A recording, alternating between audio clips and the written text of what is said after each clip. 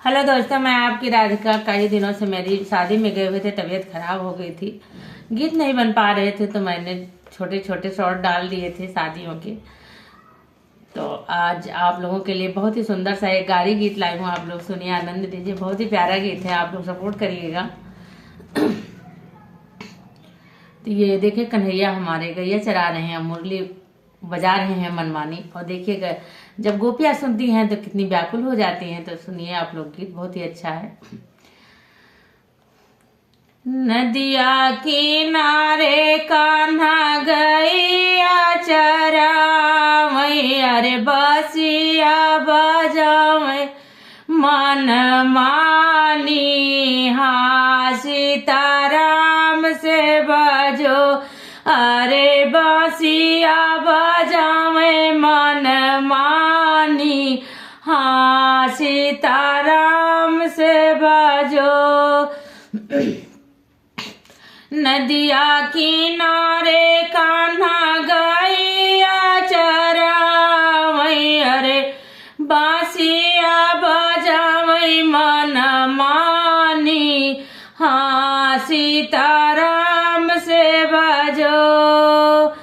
मुरली की धुन सुन राधाया कुलानी हो, मुरली की धुन सुन राधाया कुलानी। अरे चला सखी जल भर लाई।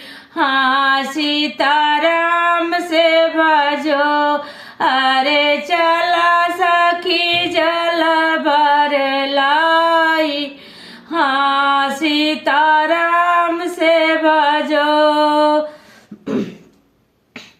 जलवा भारी वो तो धारली गगरिया, अरे चीर छोड़ी गईली नहाई। हाँ सीताराम से बजो, अरे चीर छोड़ी गईली नहाई। हाँ सीताराम से बजो।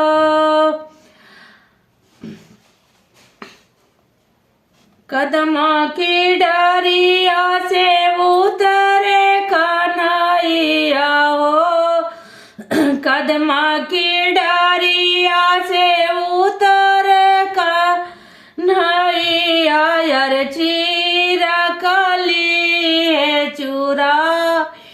हाँ सीताराम से बजो, यार चीरली है चुराई।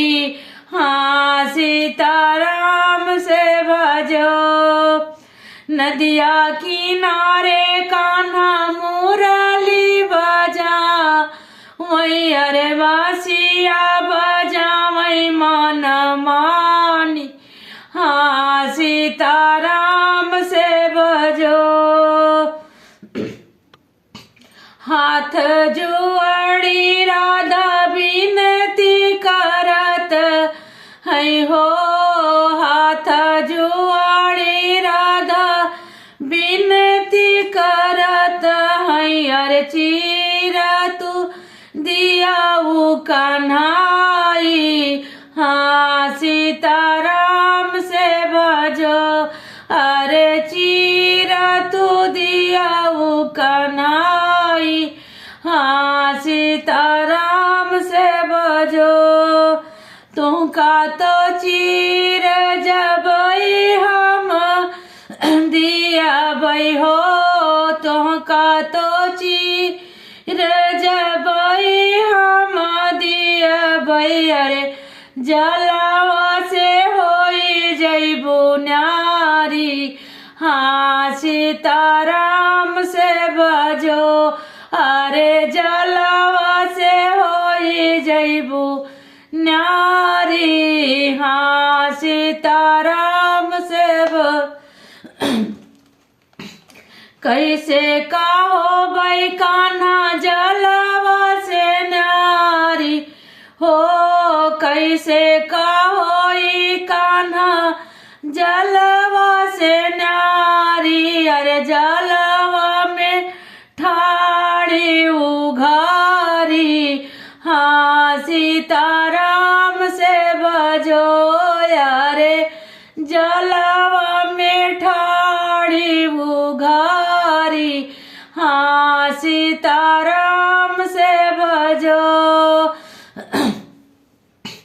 नदिया किनारे कान्हा गैया चरावै हो बसिया बजावै मन मानी।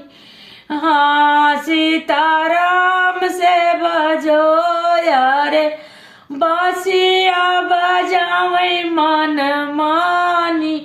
हाँ सीताराम से भजो। कैसे कायाऊं कान्हा तोहरे समानवा हो। कैसे कायाऊं कान्हा तोहरे समान।